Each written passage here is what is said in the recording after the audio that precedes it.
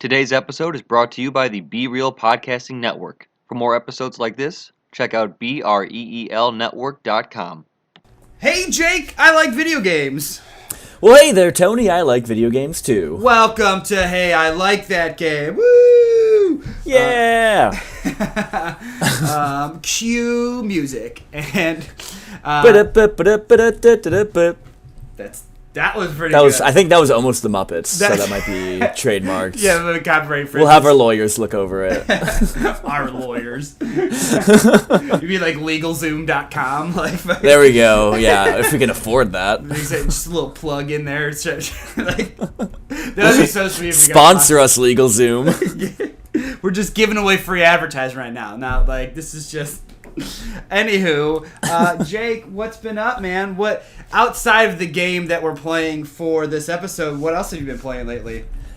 Well, I've actually been dabbling a little bit in Overwatch again. Oh, I really played that since its launch, but I watched a little bit of the pro game on the stream one time, and so I thought I'll give it a shot. Overwatch League, right? Overwatch League, yeah. So I've been playing it a little bit here and there.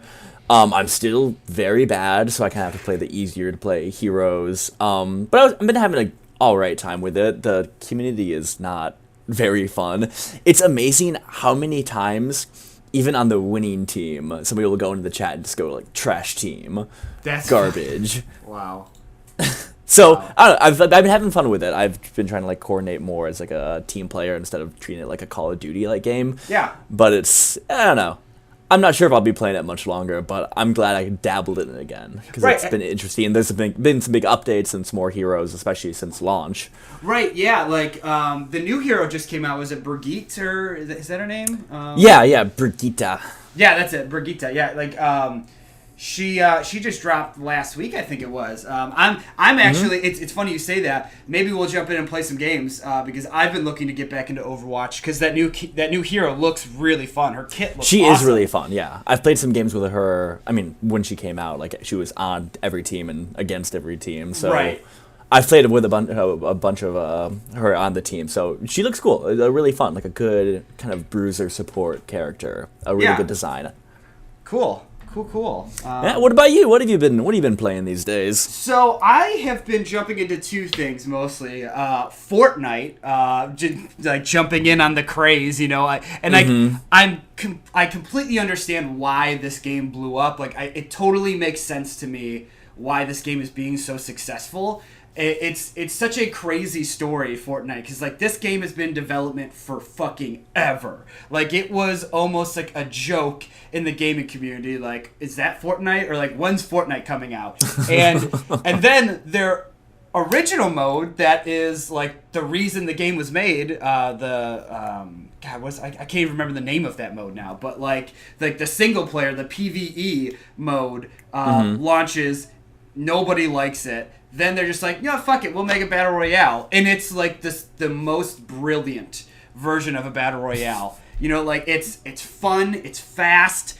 The building is so fucking interesting. It's such an interesting core mechanic that like seems daunting at first, but like there's a really fun learning mechanic around building. You know, once you start getting the feel of it. It's awesome, you know. It's kind of like the thing that I'm likening it to is like thinking in portals in Portal. You know, like once you understand that kind of puzzle mechanic in Portal, like you kind of think in that way. And I'm starting to get that feeling in Fortnite. Like I'm thinking how to build in different situations. It's really fun. So I totally understand why there's millions of people playing that game. It's great. The other thing I've been playing a lot of is DBZ Fighters or Dragon Ball Fighters. I think that's like the official way to pronounce that. But you really got to enunciate the Z. Dragon Ball Fighters. Yep. Even where there are no Z's, just throw one in there. Yeah, exactly. Nailed it. If you're a fan of Dragon Ball Z, you should play this game. Even if you suck at fighting games, it's so me. Yeah, so that's you. I'm talking directly to you, Jake. You play this game. It's super fun. It's really clean. It looks really awesome. The controls are actually really easy. They kind of scaled it back in terms of like difficulty and execution. So it makes you feel like a badass, and then you're playing with the characters you love from the show. So it's like there's that level too. You know, watching Super Saiyan Vegeta beat the shit out of Frieza is like so satisfying, you know, because it's got to be gratifying. Yeah, it's very cathartic for him as a character. His arc is now complete. Right, exactly. It's pretty good. It's pretty good, and like all the little touches and like nods to the TV show are there. Like when you play Goku versus Frieza, and they're both the very first character, there is a special intro that happens where Frieza kills Krillin, and you go Super Saiyan, and then you go Super Saiyan for the first time. Like they reenact that scene. It's so fucking cool. Wait, is Krillin a playable character, or is he only there to be killed in cutscenes? He is a playable character, so it leads to a very weird situation when you're playing. Like a time paradox. Yeah. Well, I mean, they've done it before. I mean, fucking Trunks exists. Like that's true. Yeah. And Future Trunks is in this game, and Gootanks. So okay. So that's a weird team to have too. So you have the alternate timeline future guy that is a sword with the fusion of his younger self. Like what the fuck? In the primary timeline. Yeah. You know, anybody who doesn't know Dragon Ball Z is just completely lost right now. Yeah. You know what? Why don't we let's right the ship here.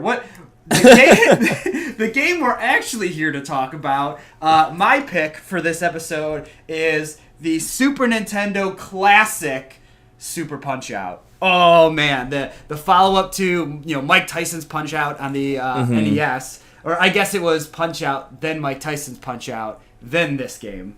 But I love this game. I had it as a kid. It was one of those Super Nintendo games that I would pop in all the time and just like, let's see how far I can get, like reset the progress and then just jump into it. Played it a ton as a kid. I really liked the original Punch-Out too. I had Mike Tyson's Punch-Out when I was 6-7 years old, or like whenever that game came out. That was a real old game. Yeah. But I love those games. Like I really, really like this game. But you had never played this game before, right? No, I had played a little bit of Mike Tyson's Punch-Out, or I think I watched my brother play it. I had to have been 4 or 5 when we did that, so I barely even remember that game. But yeah, I had never touched a Punch-Out game since then, so this is my first time playing this one. And what'd you think? Like, what did you like about it? What didn't you like about it? Yeah, so, ooh, God, where do I go from here? So, I guess, the basic style of the game, I like the controls. The controls for it are very simple, yet allow for, really deep and complex gameplay. And I think that's one of the reasons why this game and Mike Tyson's Punch-Out has really been able to stick around, is because it's very crisp, it's very clean, it's very fun, it allows for, fun gameplay. This game is essentially, it's 16 boxing matches. It's like Shadow of the Colossus, except it makes you want to throw your controller out of the window. Yeah, when you talk about the controls, I think that's one of the key elements of this game is that it is simplistic in a way. There's really 4 buttons, 3 buttons. Yeah, there's the directional pad, and then there's 3 punch buttons, and you can only use one once you've powered up enough. Right, when you fill up the power gauge or the S gauge, whatever it is. Yeah, and it's very simple, but it gets very complicated in the pattern recognition and the execution. Right. It kind of this is a really weird tangent, but it made me think of a Dark Souls. Where that's exactly, I have that written down. It is like Dark Souls. Yeah, it's because it's all about execution, pattern. The game will be unfair to you at times, or you will die. Oh yeah, you're gonna or get knocked out. Watching people speedrun no-hit this game is shocking. It's like you're not even playing the same game, it's so crazy. Dodging all the punches, doing perfect counter punches, and knocking people out in 20 seconds. The speedrun I watched was 25 minutes. You're right. Yeah, when I was particularly frustrated at some point, I sat down and watched a speedrun of this game and got angry with how easy it was for them to do it all and how I was struggling so much. Right, yeah. And so like you said, the game's 16 fights.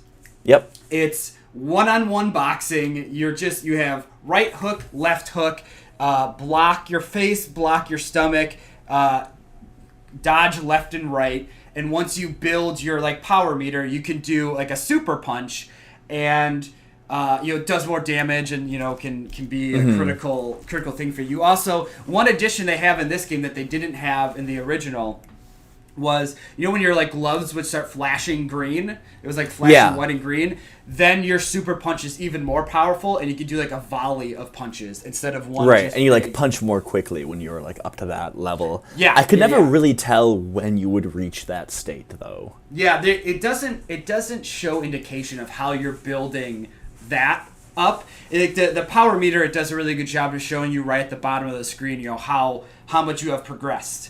In terms of your power, because if you get hit, it gets drained. But if you don't get hit and you land successful punches, that meter builds. So it's kind of like a snowballing effect.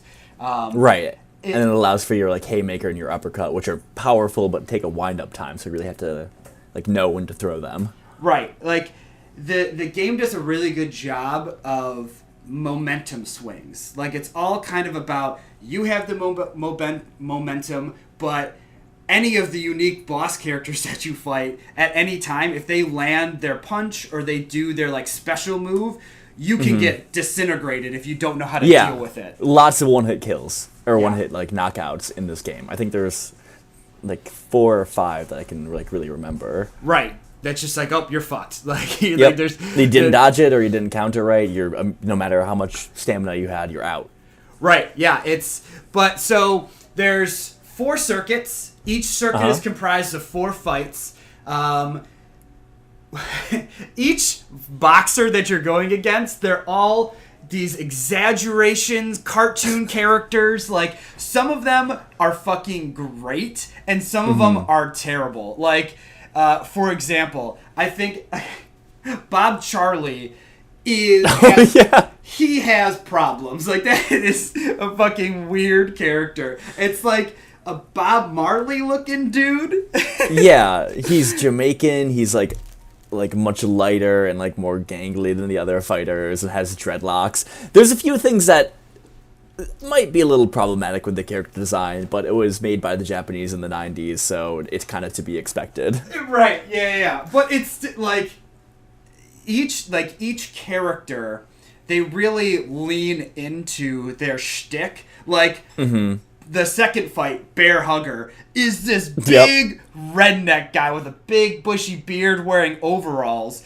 And if you try to punch him in the stomach, he's a big fat guy, so he just sticks his tongue out at you. He's just nope, you can't punch me in the stomach. Does nothing. Yeah, it's fucking great. I love that stuff. The little gimmicks each boss has. Yeah, it has their own gimmick that you have to figure out. They have their own patterns, their own tells, own weakness as well. So one that I really kind of stood out and I thought was really fun when I figured it out. So in the last circuit, the special circuit, the first fighter you go against, in his little intro, talks about I won't let you punch my face. So when you try it, he's really squirmy, dodgy, really hard to hit, and it's impossible to hit him in the face. But if you do stun him and get a face punch in, then he goes into an enraged mode where he throws more punches but becomes more vulnerable. So they all have their own little shtick that you have to figure out in order to want to beat them and beat them quickly. And that's what this game really excels in, and really it makes it more rewarding to have repeated playthroughs.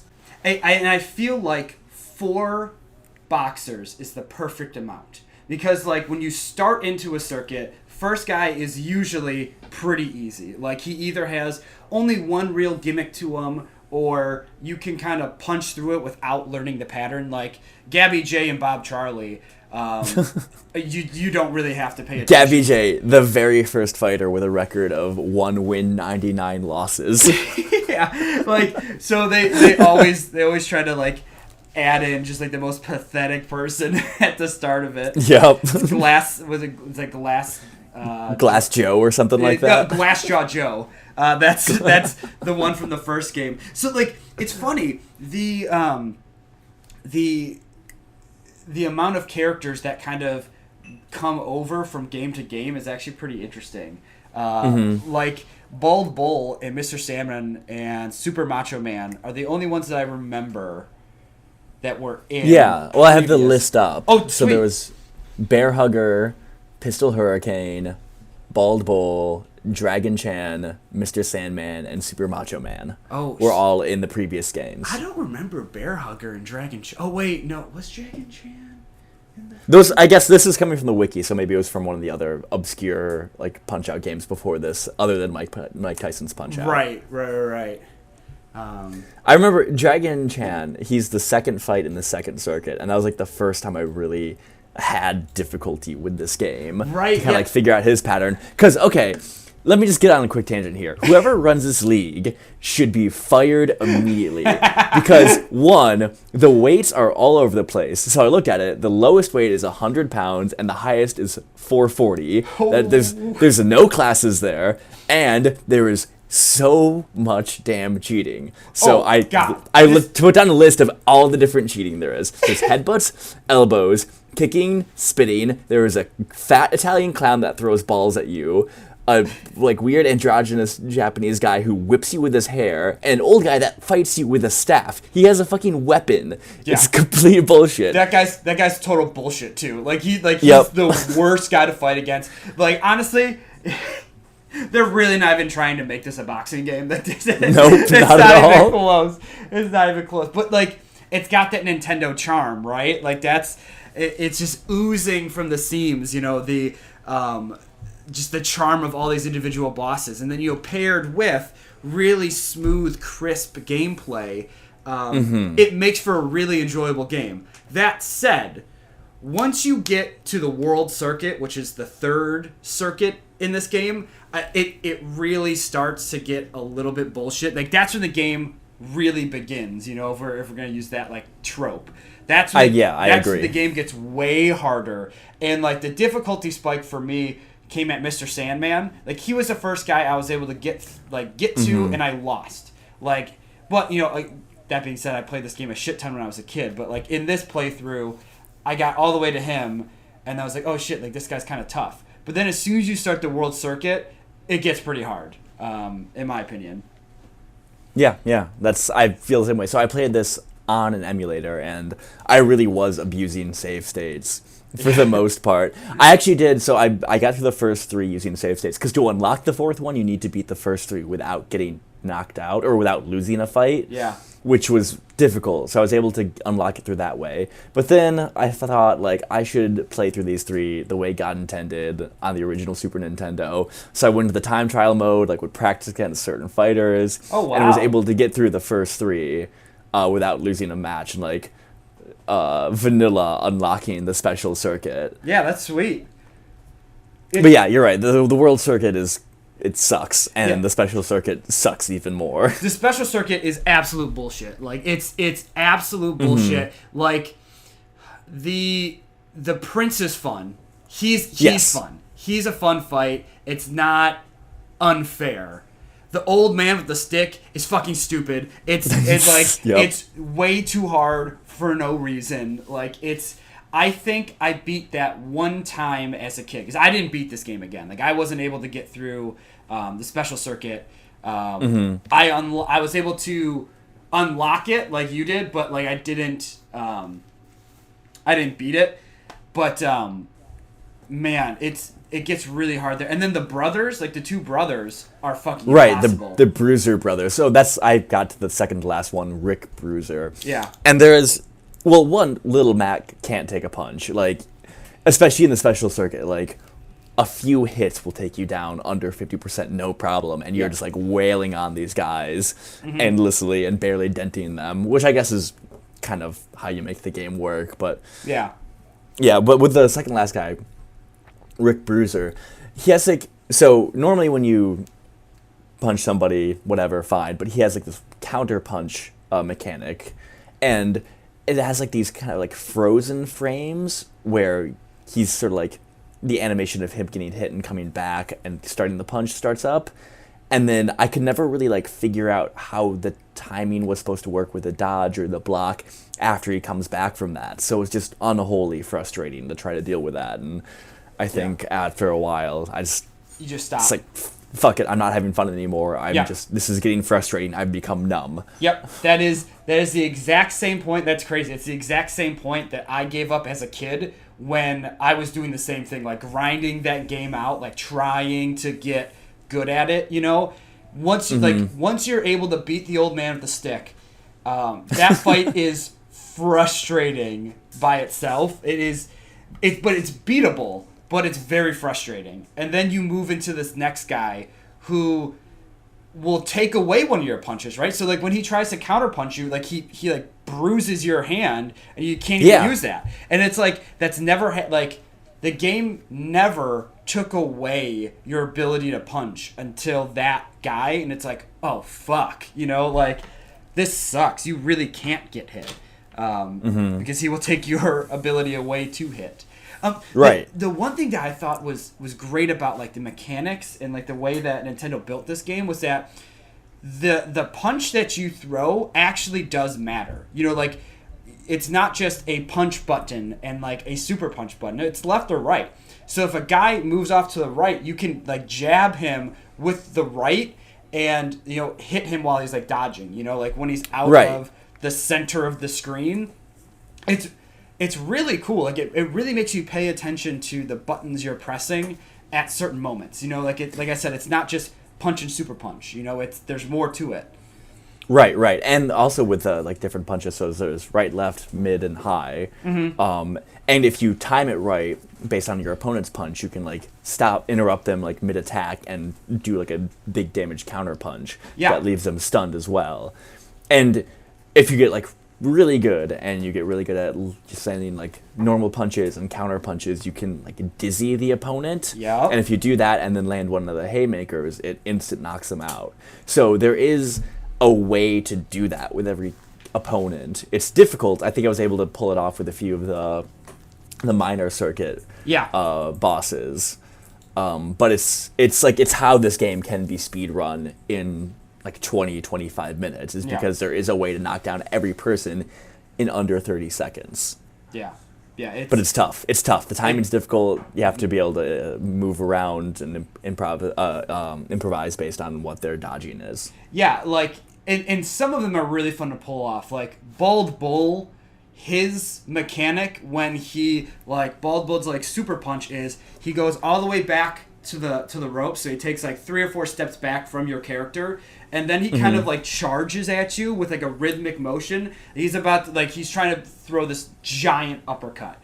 And that's one of those one-hit kills. Yeah, like most people would just try to dodge it, but if you try to counter punch it and hit him kind of at the last second right before he hits you, it's like an instant KO. And that like figuring that out on my own as a kid was like the best thing. It's like watch what I can do. Like boom, I can just knock this guy out. Like you cracked the code. So like figuring out each boss, each boxer is like it's a fun little experiment, you know. Especially right, yeah. I did go through this game without looking at guides online to try to figure out the weaknesses because I wanted to be able to figure that out on my own. I tried to really, I guess, other than abusing save states my first playthrough, I wanted to play this like it was actually the like old school Super Nintendo 90-94 sort of gameplay experience. Yeah, and it's fun. Like this game's super fun. I'm sensing that you actually really enjoyed this game, like which I could kind of see coming because you like Dark Souls and stuff like that, right? Like you like the execution heavy kind of games, right? I don't like Dark Souls. Oh, I've tried.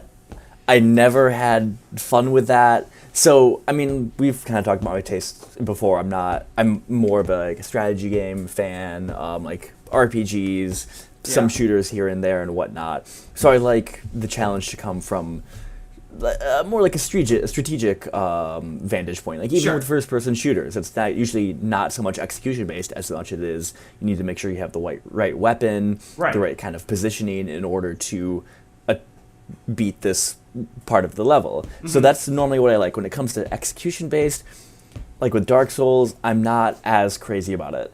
I think I did enjoy this more than I thought I would as well. And even though it is very execution based with the difficulty, Yeah. because it is very simple with its premise, with its controls, and with how you can beat each kind of boss. As with Dark Souls, it's really just kind of like a matter of, you do have to learn the patterns and whatnot, but still get lucky and still be able to there's really not always an easy to understand weakness to exploit in the way there is one that you can find with all the characters in this game. And through its simplicity, through its, I think, great design and charm and just vibrant design and smooth gameplay, I did enjoy this more than I thought I would, but it's still that kind of gameplay where I'm not very into it. Yeah. I get, Where there were a few times where this felt like just like a chore instead of an enjoyable gameplay experience. Yeah, like I can see where you're coming from on that. Like, I like games like this that you can kind of consume and then be kind of done with it. You know, like Yeah. You got your time out of this game. You probably played what, like 15, 20 hours of this game? Yeah, probably. like- Just about that much. And you won't have to step back to this game again, but like, you know, the nature of doing this show is kind of like, you know, playing the game becomes a bit of a chore because like, shit, we have a date to record, like we gotta Exactly. like, you know, like, but this is the perfect type of game for that, I feel like, because it's, you sit down, once you figure out, you know, let's say like the world circuit, once you kind of figure that out, it's like, okay, I climbed that mountain already, you know, like I can move on to the next thing. Like, I really think this is a sweet game, but like I don't think it's a must play for like anybody, you know, like I like it, but it doesn't, I wouldn't like actively recommend, play this game, you know, but it's so charming at times, you know, like it's charming through the gameplay. I like the little musical hits at the beginning of each fight. Each character has like their own theme. Some of them sound like pretty awesome. Others are just really generic, but like there are a couple that stood out to me. Like I like Super Macho Man's. I like the Prince's is like spot on point. It sounds like a fucking like almost like a Wes Anderson like song, but Actually, like yeah. and the Prince kind of looks like that too. He's got this perfectly coiffed hair, and it's fucking hilarious. But yeah, like I almost wish they went farther with that like personality and like and charm, because like the original Punch Out had dialogue between, you know, Little Mac and his trainer and the other boxer, so they would like shit talk each other like in the corner kind of. Right. In a really like basic 8-bit way, but like it was like a little more cinematic. It added a little bit more flair between the two characters. It made it feel like kind of like a Rocky type situation, right? Because you're Little Mac, Right. and all these other characters are much bigger and much more imposing. Whereas in this game, they ditched Little Mac for some reason, like the original Little Mac, the one that you'll recognize in Smash Brothers and basically every other Punch-Out game. They made this blonde hair, blue eyes, like Leonardo DiCaprio looking motherfucker. Like he looks like Leo, but a little bit more derpy. Leonardo DiCaprio? No, that's Nailed it. That's not good. It's not good. Not a good joke. But I don't love that. And then like they never show his trainer at all. You know, in the original NES game, they had the really iconic training scene where like Little Mac's in the pink jumpsuit. His trainer is riding on a bike behind him, like telling him to run in front of the Statue of Liberty. Like that's like charming, right? Like that's a cool thing. This game strips all of that out. It only speaks in the gameplay, which is cool in one respect, but like I felt like this game could be more, but it's just not. Which that kind of sucks about it, you know. The other thing, I know we already kind of talked about like guides and stuff like that. So you didn't use a guide at all when you played this game, right? I when I was trying to beat Rick Bruiser, the second to last, I just like said, screw it, I'm gonna look at a guide right now because I'm just so frustrated. I have to check it out. And doing that, I guess I did look at the the speed run of the game, but that's not helpful for beginners in the game at all. Absolutely not. Like we were talking about before, it's a totally different game when you're speedrunning it. So I kind of did the same thing. I didn't get as far as a special circuit. I remember I always had trouble with, God, what was his name? Aaron Ryan. Like the first time, like the first guy on the world circuit, I could not remember what the strategy was to beat the. He's the one that grabs you. Right. He like sucks your health and like gives it back to him. And I couldn't remember what it was, so I looked up a guide, and it was funny. Like it took me back to when I was a kid, and I would go on Game FAQs and like look at like for people that don't know, like this was a game or a website that came out in like '95, and it's just like the most basic looking website, but it has strategy guides for every video game ever. Like it's fucking crazy.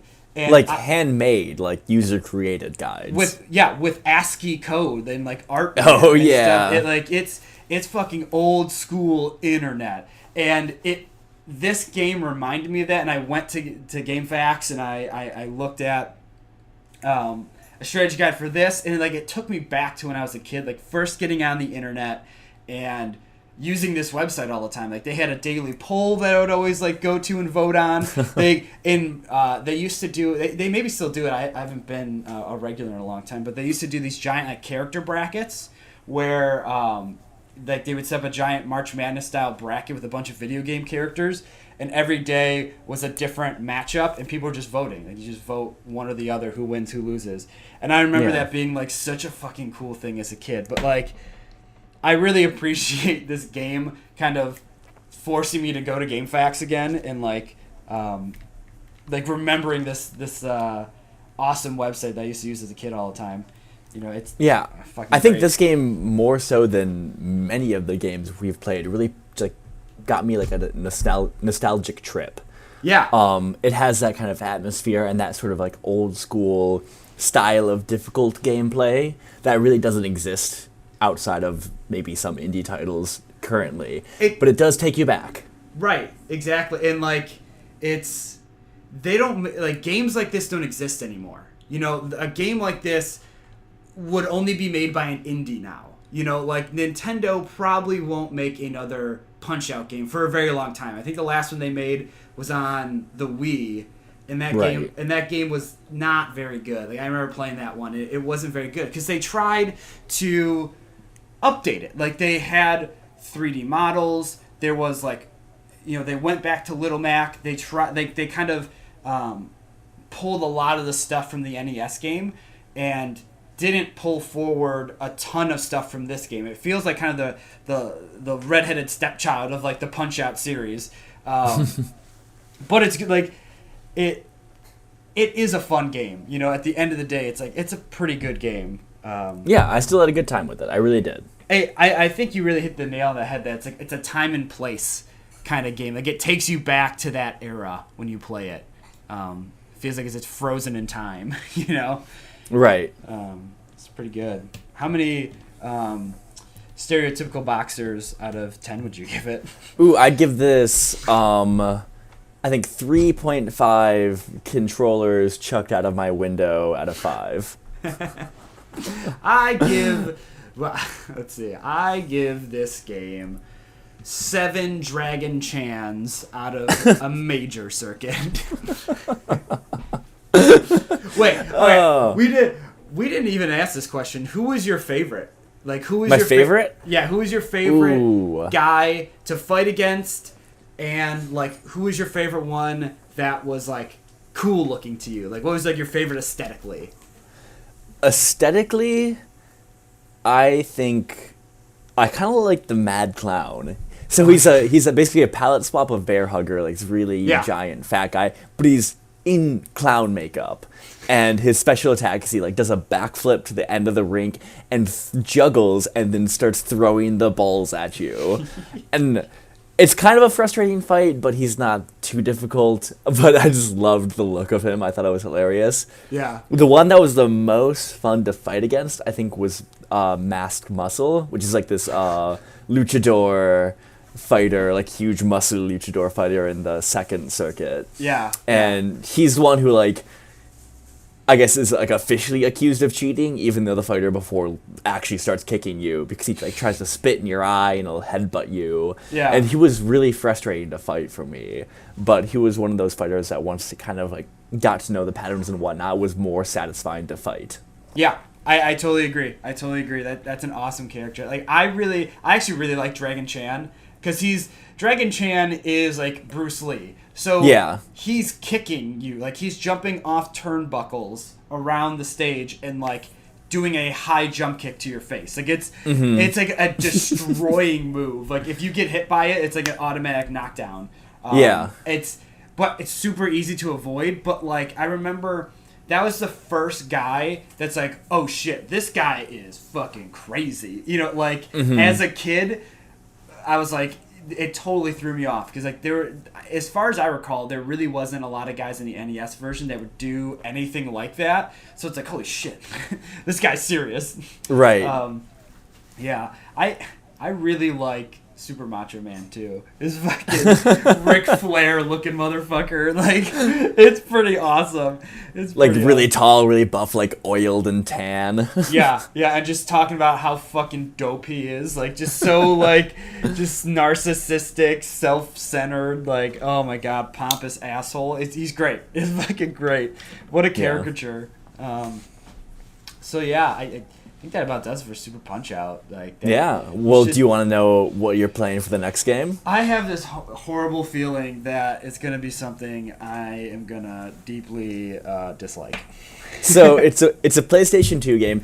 Tony, one of the things that is one of your defining characteristics is you love fighting games. I do. And I thought instead of sitting back and waiting for you to subject one of your fighting games onto me, I should subject you to one of the fighting games I played when I was younger. Ooh. So, the game we are playing for the next episode of Hey, I Like That Game is Tekken Tag Tournament. Oh, fuck yeah!